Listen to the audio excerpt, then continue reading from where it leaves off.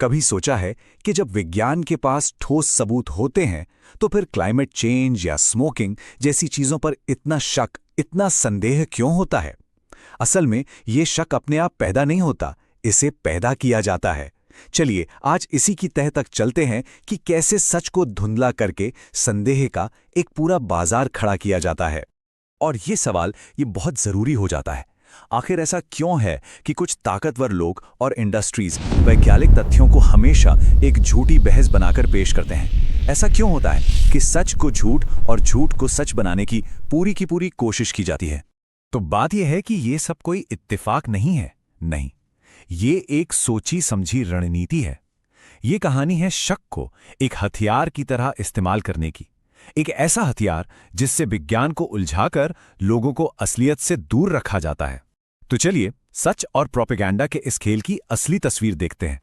तो इस पूरे खेल को समझने के लिए चलिए एक वैज्ञानिक की कहानी से शुरू करते हैं। उनका नाम है बेन सेंटर, एक बहुत ही शांत और अपने काम के प्रति समर्पित वैज्ञानिक, जिनका काम अचानक से इस पूरी लड़ाई के बीचों बीच आ गया। देखिए, सेंटर ने एक फिंगरप्रिंटिंग मेथड का इस्तेमाल करके ग्लोबल वार्मिंग का एक बहुत ही मजबूत सबूत दुनिया के सामने रखा। उन्होंने समझाया कि देखिए, अगर ये गर्मी सूरज की वजह से बढ़ रही होती तो हमारा वायुमंडल ऊपर और नीचे दोनों तरफ से गर्म होता, है ना? लेकिन उन्होंने साबित किया कि सिर्फ निचली परत, जिसे हम ट्रोपोस्फियर कहते हैं, सिर्फ वही गर्म हो रही है। और ये सीधा सीधा इंसानी गतिविधियों की तरफ इशारा था।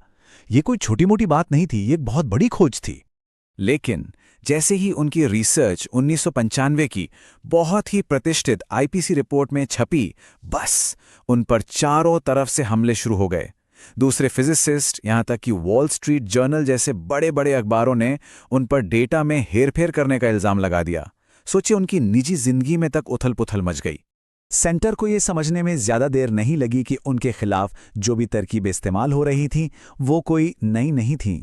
ये तो बिल्कुल वही तरीके थे जो सालों पहले तंबाकू उद्योग ने अपनाए थे। और इसे ठीक से समझने के लिए हमें थोड़ा सा पीछे इतिहास में चलना होगा। और ये रहा वो सबूत जो आप कह सकते हैं पूरी कहानी बयां कर देता है।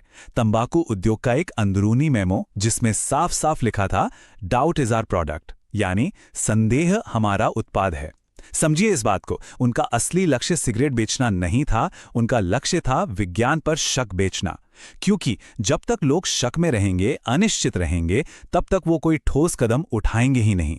और इस शक को बाजार में फैलाने के लिए उन्होंने पानी की तरह पैसा बहाया। आप यकीन करेंगे, सिर्फ एक कंपनी ने 1979 में फ्रेडरिक साइट्स नाम के एक फिजिसिस्ट को $45 मिलियन दिए। किस लिए? ताकि वो स्मोकिंग के नुकसान के खिलाफ एक वैकल्पिक, मतलब एक अलग ही वैज्ञानिक थ्योरी को बढ़ावा दे सकें। और इस तरह उन्होंने शक फैलाने का एक पूरा ब्लूप्रिंट तैयार कर लिया। बस 4 कदम। पहला, ऐसी रिसर्च को फंड करो जो आपके पक्ष में हो। दूसरा, ऐसे नकली विशेषज्ञों को खड़ा करो जो आपकी बोली बोले। तीसरा, मीडिया में बैलेंस या संतुलन के नाम पर अपनी झूठी बात को भी असली विज्ञान के बराबर वजन दिलवाओ। और चौथा, जो असली वैज्ञानिक सहमति है उसी पर सवाल खड़े कर दो। सिंपल। और मजे की बात यह है कि यह ब्लूप्रिंट सिर्फ तंबाकू तक ही रोका नहीं। बहुत जल्द यही सेम रणनीति हूबहू एक के बाद एक कई दूसरे वैज्ञानिक मुद्दों पर लागू की जाने लगी। आप देखिए, दशकों तक वही गिने चुने नाम जैसे फ्रेडरिक साइट्स और फ्रेड सिंगर और वही पुरानी तरकीबें बार बार सामने आती रहीं।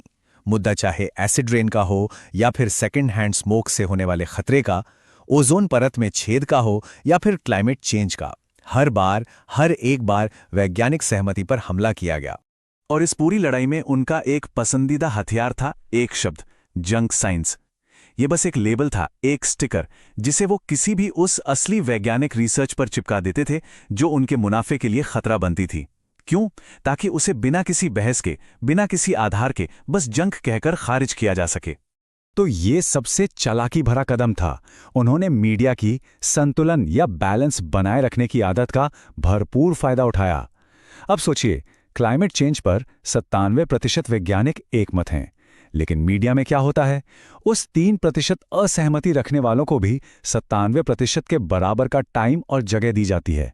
नतीजा, आम लोगों को लगता है कि ये तो कोई 50-50 की बहस चल रही है, जबकि हकीकत में विज्ञान लगभग एकमत है। तो फिर सवाल वही है, आखिर उन्होंने ये सब किया क्यों? विज्ञान से क्या दुश्मनी थी?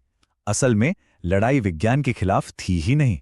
असली निशाना था रेगुलेशन, मतलब सरकार का कोई भी ऐसा नियम कानून जो इन इंडस्ट्रीज के मुनाफे पर जरा सा भी असर डाल सकता था। और ये विरोध आता था एक खास विचारधारा से, जिसे कहते हैं फ्री मार्केट फंडामेंटलिज्म। ये सोच ये मानती है कि बाजार को पूरी तरह से खुला छोड़ देना चाहिए, बिना किसी नियम के, और सरकार का किसी भी तरह का दखल, जैसे कि पर्यावरण की रक्षा के लिए कानून बनाना, ये सब आज़ादी के लिए खतरा है। और अपनी इस बात को सही साबित करने के लिए उन्होंने पूरी बहस का रुख ही मोड़ दिया। उन्होंने क्या किया?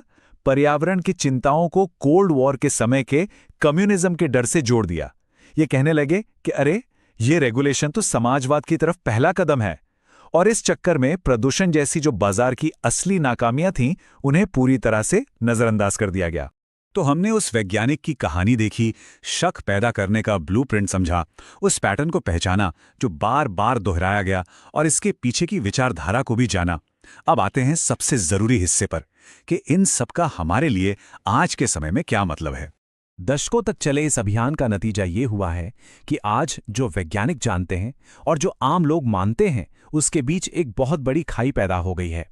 एक तरफ वैज्ञानिक सहमति लगभग 100% है, तो दूसरी तरफ जनता का विश्वास बहुत कम है। और इसकी एक बहुत बड़ी वजह है मीडिया में दिखाया जाने वाला वो झूठा 50-50 का संतुलन। तो यहां से असली सीख ये नहीं है कि क्या सही है और क्या गलत। असली मुद्दा है इस पैटर्न को पहचानने का। जब भी हमारे सामने कोई जानकारी आए, तो क्या हम उस ब्लूप्रिंट को देख सकते हैं जिसका इस्तेमाल हमें गुमराह करने के लिए किया जा रहा है? तो हम इस पूरी बातचीत को इसी एक सवाल पर छोड़ते हैं। अब जब ये पूरा पैटर्न, ये पूरी रणनीति सामने है, तो क्या हम और आप असली दुनिया में सच और बड़ी होशियारी से फैलाए गए प्रोपेगेंडा के बीच का फर्क समझ पाएंगे? ये फर्क कर पाना ही शायद आज के दौर की सबसे बड़ी जरूरत है। सब्सक्राइब नहीं किया तुमको, इतना बड़ा चैनल हो गया, कोई बेल आइकन नहीं दबाया